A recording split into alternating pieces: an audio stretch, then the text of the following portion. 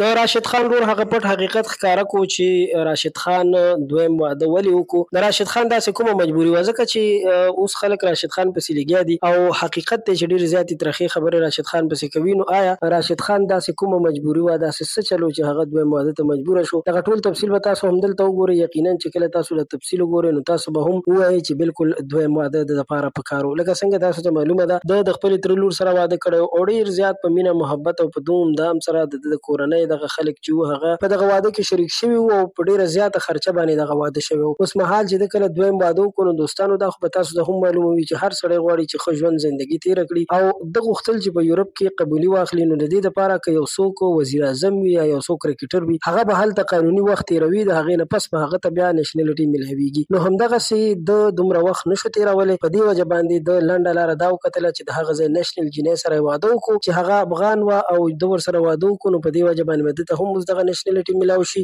اصلي حقیقت همدغه، نور پکې هېڅ هم نشته دی. خپلې لومړۍ ښځې سره هم په ښکلې ژوند زندګي تېروي او داسې څه خبره نشته چې ګینې خلک مختلفې پروپیګنډې کوي، لګیا دي او د خلکو په کورونو کې کار ساتي. نو راشد خان خو خوشحاله دی، تاسو ټینشن مه اخلئ او هغه خپله ژوند زندګي ښه په خوشحالۍ تېروي.